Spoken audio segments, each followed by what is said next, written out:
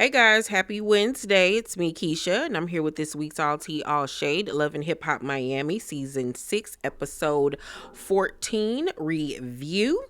So, you guys, today I will be dropping my haul video from last week when I went house shopping at Ross, Burlington, and Marshall. So make sure you guys check that video out because I want you to see everything that I got. And last night I literally started working on the living room. So I'm going to have footage of that coming very, very soon. But let's get into this week's episode of Miami. So Trick goes to the studio with his son to see Derek Milano so he can listen to the Hood Twins song that they worked on with Derek. Now Derek plays the song and it was a whole speech monogram in the beginning. I did not understand what I was listening to. Then after like 5 minutes, the song finally dropped and they started rapping, but I just was not feeling it at all. Like, I just don't feel like rapping is these girls' ministry. It's just simply not. They would have been better trying to act, okay, or being influencers. But the rapping thing is just not for them, and I think they need to let it go, okay? So after that whole situation where Trick gives him some pointers on how to fix the song, Derek's jeweler comes in with the engagement ring that he got for China because he's gonna propose to her, and he got her like a 1 point something or another diamond ring. It was pretty, don't get me wrong, really pretty. I just think that he could at least gave her a full 2. You know what I'm saying? Like, it's a cute ring, though. Don't get me wrong. And hell, ain't nobody asked me to marry me and marry them. So let me shut up, okay? Brooke and Marcus have lunch and she's down and he's like, what's going on? And she tells him everything that happened with Princess and how she got into it with Amada, and then how Tip and Bobby was even coming at her saying that she messy and all of this stuff. And I don't know about y'all, but when did Brooke become the problem? When did she become the villain? When did all of this become Brooke's fault? Because as far as I remember, it was Ray J and Amada who were inappropriate with each other. And instead of having smoke for her husband, Princess decided to only have smoke with Amada and then turn her anger towards Brooke because she was told that she laughed. I mean, if I was Brooke or anybody else there, I would have laughed too because you look like a damn fool. Okay? You look like a fool. The whole world has been laughing at you, Prinky. Are you mad? Because the people in your life are starting to look at you like you're a fool and a nincompoop. Now, Brooke says she wasn't laughing at that girl. Producers keep on playing it back where they show her laughing, but it's a cutaway, so we don't know if she was like really truly laughing at that or if she was laughing at something else. To be honest with you, I wouldn't fault her if she was laughing because y'all look stupid and ridiculous. I really honestly don't. Like, hey, so I guess I'm not a lawyer friend because you look stupid, ma'am. Yeah, I'm going to laugh at you. I really truly am. I really truly am. So Marcus says that he's going to talk to Ray and Princess to see like what's really going on. And Marcus, like, I understand him trying to jump in and help, but you can't help gutter-minded people like Princess and Ray J. They are stuck. They are so stuck in this ghetto hood mentality that no amount of talking, prayer, or anything is helping them. They get worse and worse as time goes on. And this episode really solidified for me that I'm sick of both of them. So then Tip tells Bobby that she's going to confront Eliza about not coming to her book release party, considering the fact that she went to her party for her, what was that mess she made? Is it something for your hair? Girl, don't give me the line because all these heifers be coming out with lines that don't never come out. Then Pinky joins them, and she introduces herself to them, and tells them that she's there for music, and that Timberland is the person she's going to be working with. But then in her confessional says that since she's been there, she hasn't been able to get in contact with him. I said, so let me find out that y'all didn't use this man's name as a segue for her to be on the show, and that man never had no intentions on working with her. Because I don't follow her, so I don't know what's going on with her. Now, they did keep on showing us the clip where she met with Timberland or whatever, but that could have just been something fun and cute or whatever, and that was a one-off situation. Or it could have very well been him telling her that I would love to work with you on music, but just was throwing something out there, and then she decided to run with it and come all the way to Miami thinking she was going to work with him, and it really wasn't nothing like that. Because I've learned throughout the years that these entertainment folks just say stuff to be saying it. They don't even be meaning half of the stuff that they be saying. Like, they be really leading people on and playing with them. You know what I'm saying? But I was like, no, you didn't come all the way there, and you ain't even really got no formal invitation from this man. That was just funny to me. Excuse me. So then, y'all, Ching is at a hotel, motel, Holiday Inn, because I swear I think it was when she opened the door for her dude, like he was outside. So I think it was like a motel situation. She got it set up with rose petals and LED light candles, and she got on her lingerie, child, and got her black lip liner on her lips, and Marquez is home from jail, child, and she calling him daddy, and I'm like, girl, how you calling somebody daddy that ain't even got no job? Literally just got out of clinker. You daddy. You the daddy, okay? So he was like, you like my shirt? And he turned around, and on the shirt he got my favorite hoe. Yeah, my favorite hoe. And she said, my favorite hoe? I be your hoe daddy. But you could tell like she was put off by it. But she's so gullible and stupid and dumb when it come behind him, because he quote unquote cute. And I'm like, he alright looking, but I'm thinking you about to bring in somebody that look like Tyler Lipley or something. Like, what? Like, okay. So she then goes on to tell him about Zoe and how Zoe was hating on their relationship, and how she think that just because women be overweight that they getting used in a relationship, and Zoe is miserable and trying to spread her misery everywhere else. And I'm like, girl, that girl is by far not miserable. She was trying to be a good friend to you and give you some advice, but y'all not even friends like that for her to feel comfortable enough to come to you about your relationship. And I feel as though that's where Zoe went wrong in the situation, because you can't tell people nothing about their relationships 9 times out of 10, especially not somebody like Ching, who is freaking delusional, okay, and stuck on stupid.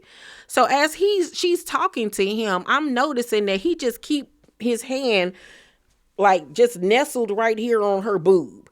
And the way it was placed, it wasn't even in a schmexual manner. It was just like literally like sitting there, and it was so awkward. And I was like, why is he using her breast like they're an armrest? I was like, what is going on here? Like, he is infatuated with the boobs, okay? He loved them big old titties, honey. He loved them heifers right there. And so she was like, how are things going to be now that you at home? And he was like, I'm going to be loyal. I want to get married. I want to have kids. And she was like, I see you still got my name right here. And I see you got it tatted. And I'm like, girl, it don't matter because he got your name right there. That don't matter. If a chick that he cheating on you with asks, who is that? He could easily say, oh, no, that's my sister. Or that's my cousin that died. You know how niggas be lying. But that's like a show of love for her, like infidelity. So she get to bringing up how her and her mama discussed it and they need for him to get a job and all of this stuff and stay faithful. And he was like, why are we talking about your mama? And he obviously do not like her mother at all. And he was like, is this coming from your mama? Is it coming from you? She was like, it's coming from me. Like, I need for you to do all of this. And instead of responding to her, if I recall correctly, he simply planted his face in her boobs and got to smelling them.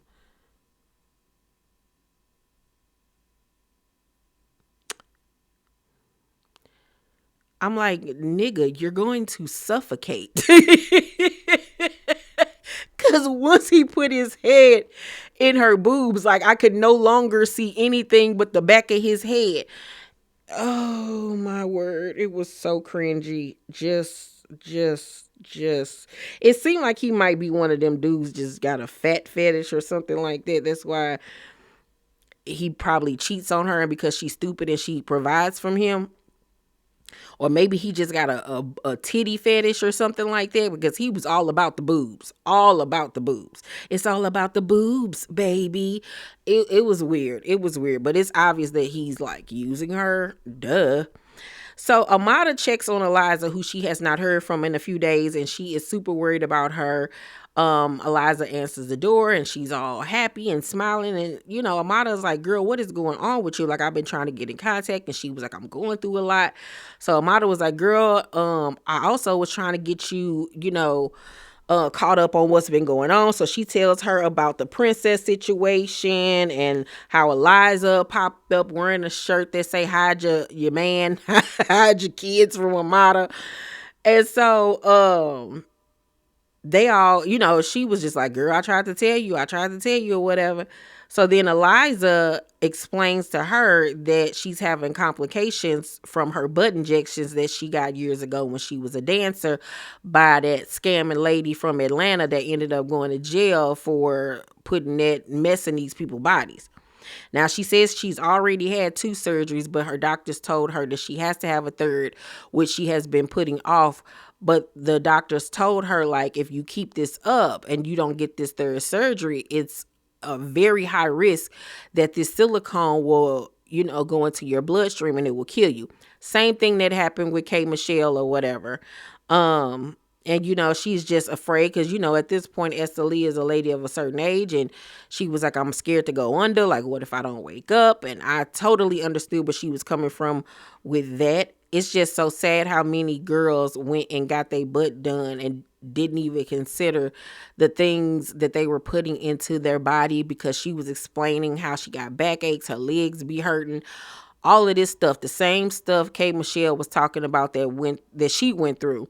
And it is very scary because that stuff be eating people skin and rotten and stuff. It'd be so disgusting. So hopefully she is okay and they get it all out of her and that she'll be all right. Even Cardi was talking to her recently about how she want to get her butt fixed because she got fake injections too back in the day.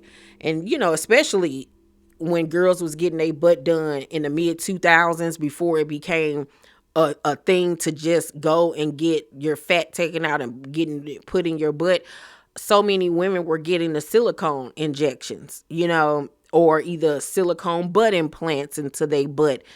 And it's just so many women that booties were messed up. I even want to say Kim's was fake, with the fake injections and stuff. Kim got her butt fixed though like a few years ago, and I was so happy that she finally got that booty fixed, because Kim Kardashian had one of the worst botched butt jobs I've ever seen in my life.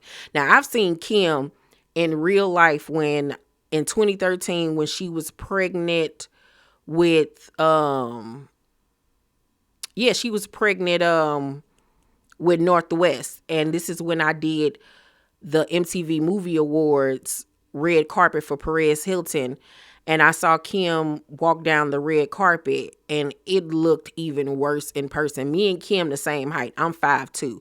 She's very, very short and very short.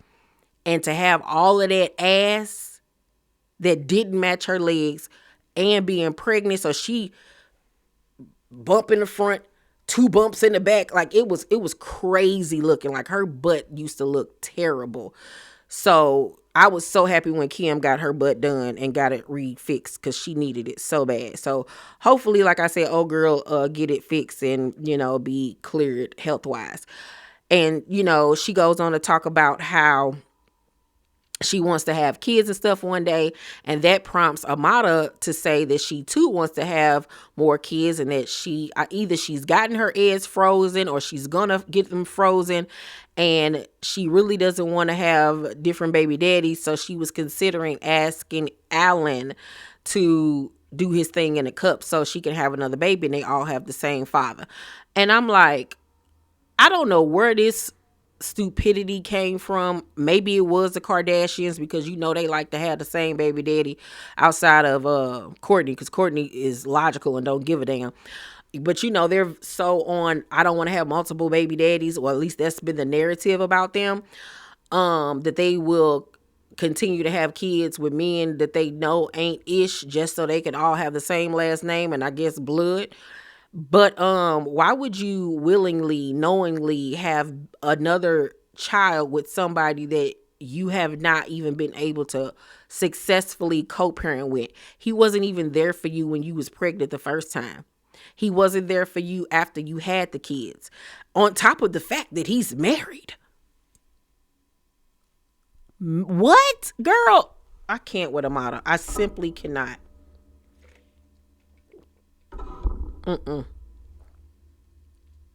So Tip meets up with Eliza at a nail shop and confronts her about not coming to her book signing. And Eliza starts crying and says, I'm going through a lot right now. I'm pregnant. And I was like, what?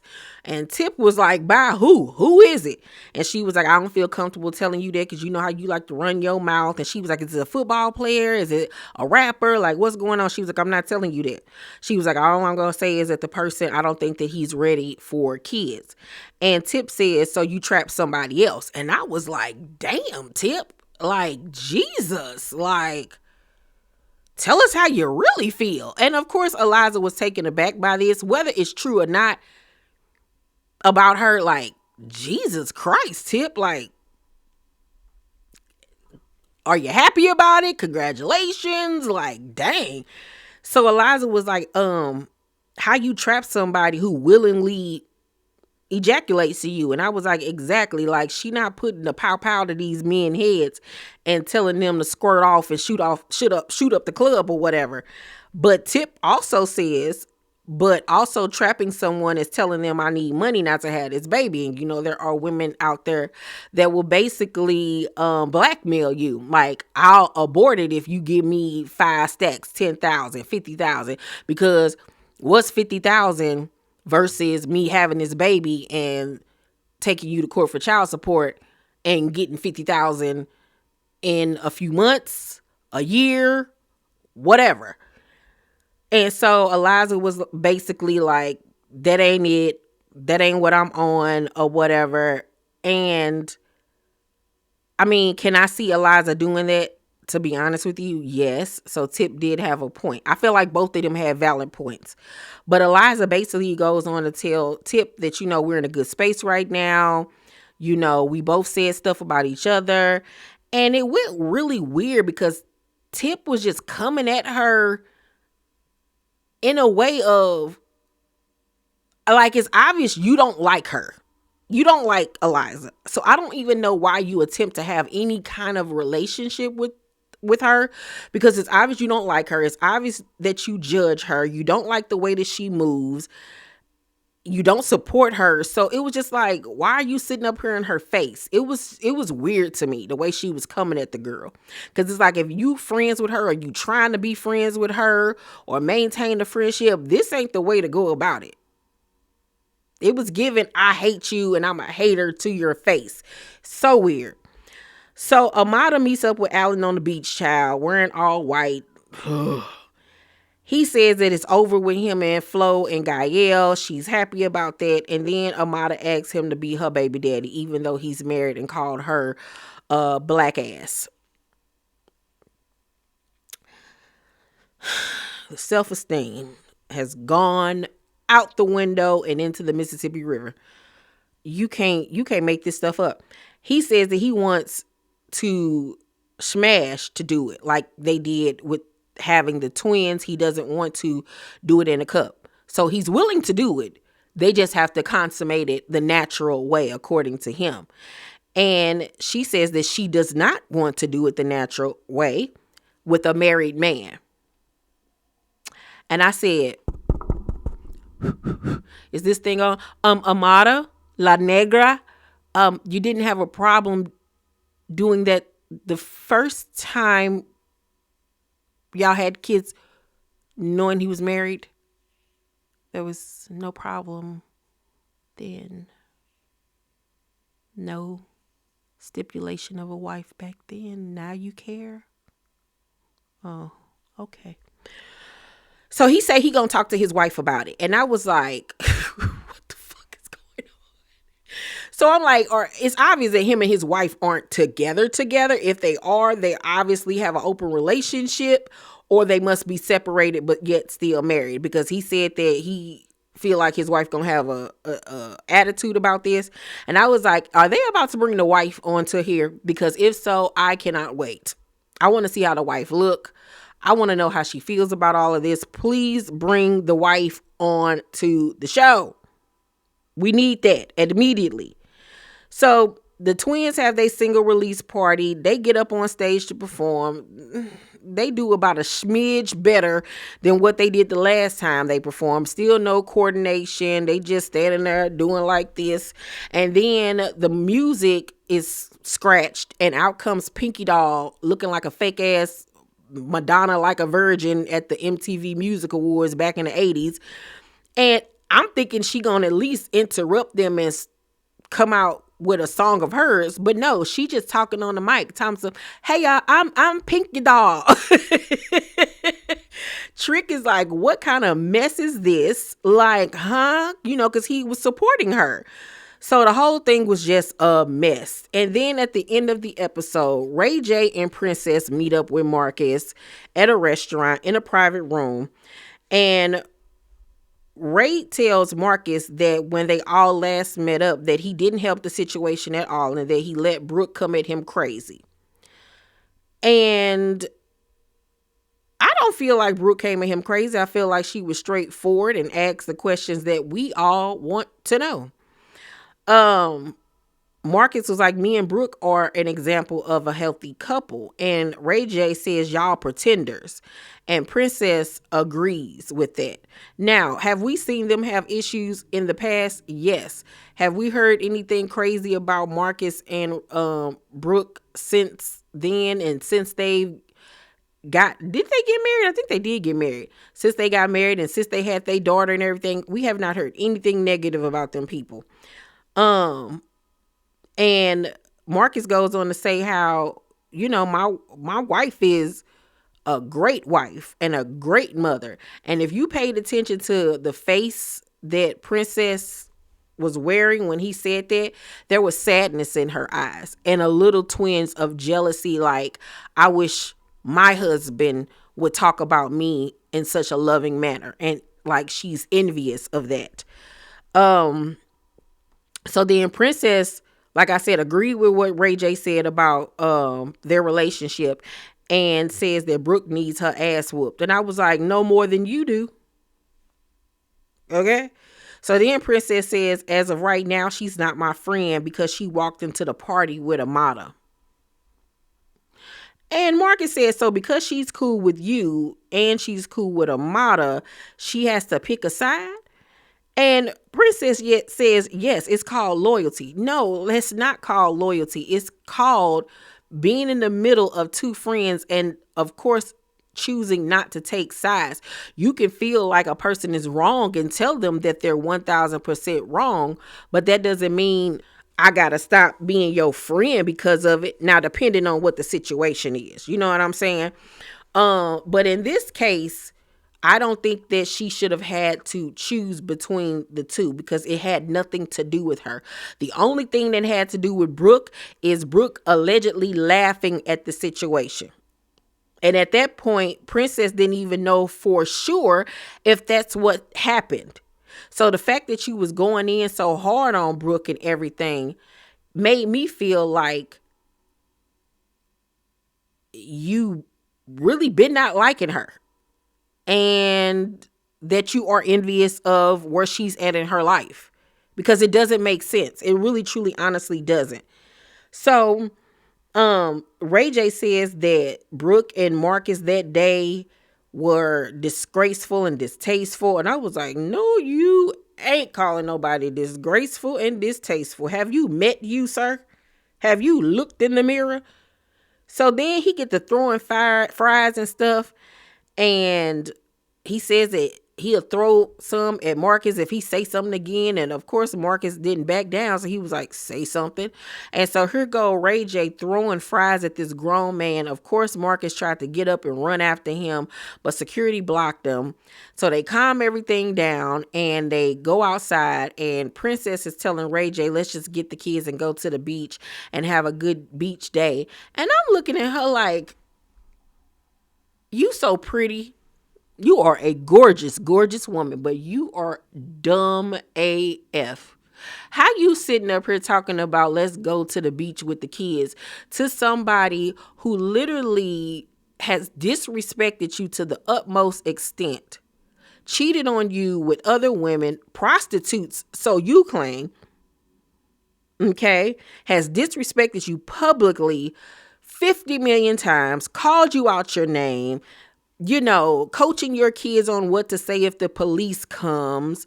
What else has that man done? Didn't he leave her in Vegas or something like that while she was pregnant with their son? It was some mess, you know, cheating on you right now with Sukiana. Then came on to your other partner, Amada, went back to her house with her, talking about he smelled her coochie. But you want to have family days with somebody and you got the nerve to have an issue with Brooke and Marcus? Because first of all, Marcus didn't do nothing to y'all. And Brooke didn't do nothing to y'all. Princess, you are such a pick-me, it's not even funny. Because like I said earlier, instead of taking out your anger, your grievances, your sadness, whatever, with the person that caused you harm, you deflect and put it off on everybody else so you don't have to take responsibility for the fact that you married this dog ass nigga. Yeah, period. So when they get outside, Princess leaves and says she gonna meet him at the beach. And Marco was like, you really throwing fries or whatever? And Ray J talking about how he'll beat him up, and Marcus tries to get at him again. And here go Ray J taking off his shirt with all of that deodorant underneath his arms. And taking off that shirt like he still got the body of 2010 Ray J,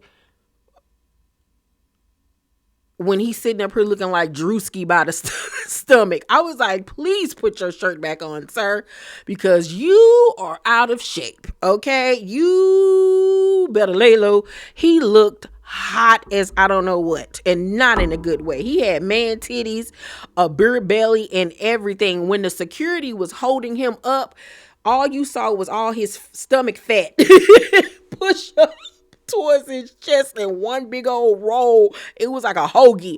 Baby, it was a mess, okay? A full-blown mess. Now, this is my thing. Is this real, this whole beef between Ray J and Princess with Brooke and Marcus, or is this another fake storyline? Because you know it came out years later that the whole storyline on Love and Hip Hop Hollywood where Safari allegedly slept with Lyrica, that whole thing was fake. It was something that he and Lyrica husband came up with. They never clued Lyrica in on it though. That's why it seemed so real. But it was a whole storyline, right? So it's given, is this a real storyline or y'all playing for TV? Because it doesn't make sense. And if this is real, then Ray J and Princess need to go play in the streets. Go play in traffic, okay? Go kick rocks with no shoes on, okay? Like, because y'all are weirdos. literal weirdos. What this could be, and I hope that it could be, is a avenue and a platform to segue back into Love and Hip Hop Hollywood, because y'all know that was my favorite franchise. And now that they got all of these Love and Hip Hop Hollywood people on this show, why not go back to Hollywood? Duh. I would love if Hollywood came back. I think that would be a great show, and I would love to see some old faces and a bunch of new faces. But overall, I'm gonna give this week's episode of Love and Hip Hop Miami, I'm gonna give it a B. It was a good episode. As you can see, it's 30 minutes long review. But y'all let me know down below in the comment section what you guys thought. Please make sure to thumbs up this video, subscribe to my channel, and turn on your post notifications so you know my videos drop. I love you guys, and I'll see you on the next one. Bye.